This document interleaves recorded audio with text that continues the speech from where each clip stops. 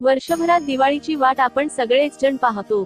हा असा सण आहे ज्यात सर्व जण गुण्यागोविंदाने उत्साहाने एकत्र येतात, दिवाळी साजरी करतात. मिठाई, फराळ, सुकामेवा, भेटवस्तूंचे आदान प्रदान करतात. एकमेकांच्या घरी जातात. ऋणानुबंध जपतात. दिवाळी पहाट सारख्या सांस्कृतिक कार्यक्रमाचे आयोजन करतात. सणाचा मनमुराद आनंद घेतात. त्यामुळे दिवाळीबद्दल सर्वांनाच उत्सुकता असते.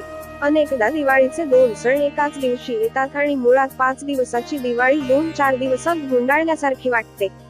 मात्र यंदा प्रत्येक सणाला स्वतंत्र दिवस मिळाल्यामुळे दिवाळीची पुरेपूर मजा लुटता येणार आहे.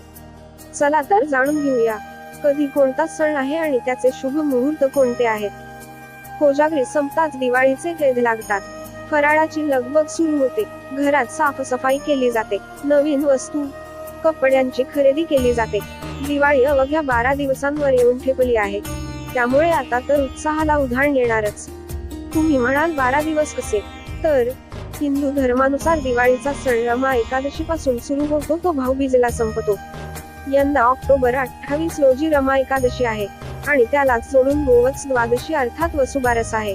त्यामुळे दिवाळीचा सण ऑक्टोबर 28 रोजी सोमवारपासून सुरू होणार आहे, याची नोंद करून घ्या. यंदा वसुबारस ते भाऊबीज असा मूळ 6 दिवसांचा दीपोत्सव 7 दिवसांचा झाला आहे. कारण ऑक्टोबर 30 रोजी सण नाही, त्यामुळे तो दिवस भाकड दिवस म्हटला जाईल. अर्थात त्या दिवसाच्या येण्याने अडचण काहीच नाही.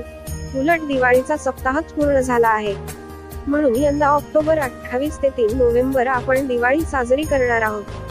दिवाळी वर्षभरातला हा सर्वात मोठा सण म्हटला जातो. मात्र या सगळ्या सणांचे एकामागोमागे घेणे कशाचे सूचक आहे, चला जाणून घेऊ.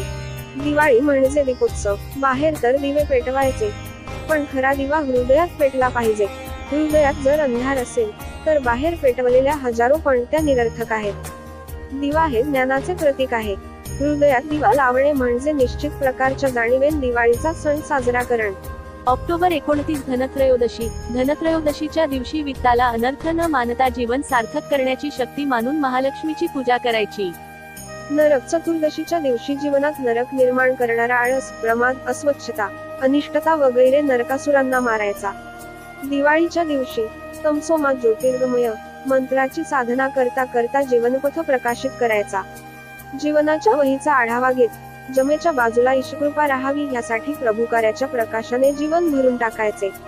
नव्या वर्षाच्या दिवशी जुने वैर विसरून शत्रूचेही शुभचिंतन करायचे. नवे वर्ष म्हणजे शुभ संकल्पांचा दिवस. ऑक्टोबर 31 नरक चतुर्दशी. नरक चतुर्दशीला काली चतुर्दशी देखील म्हणतात. नरक चतुर्दशीची कथा अशी आहे. प्रागज्योतिषपुराचा राजा नरकासूर शक्तीमुळे सैतान बनला होता. स्वतःच्या शक्तीने तो सर्वांना त्रास देत होता. एवढेच नाही तर सौंदर्याचा शिकारी असा तो स्त्रियांनाही सतावित होता.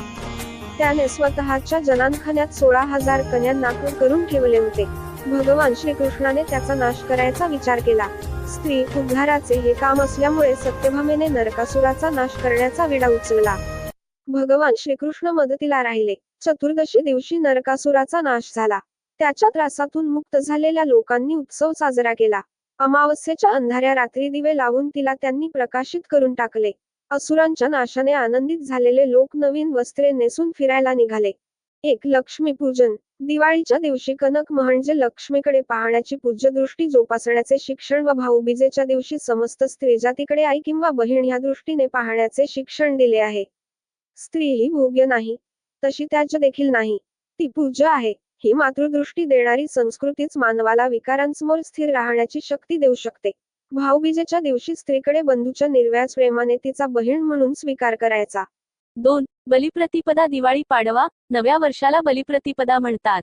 तेजस्वी वैदिक विचारांची अपेक्षा करून वर्णाश्रम व्यवस्था उद्ध्वस्त करणाऱ्या बलीचा वामनाने पराभव केला.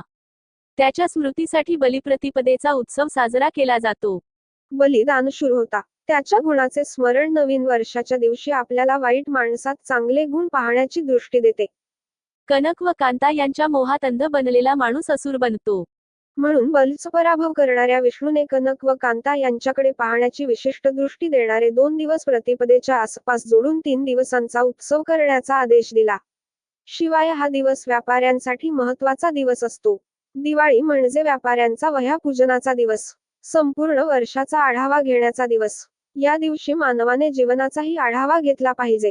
राग, द्वेष, वैर, ईर्ष्या, मत्सर किंवा जीवनातील कटुता दूर करून नव्या वर्षाच्या दिवशी जुने प्रेम, श्रद्धा व उत्साह वाढावा याकडे लक्ष दिले पाहिजे.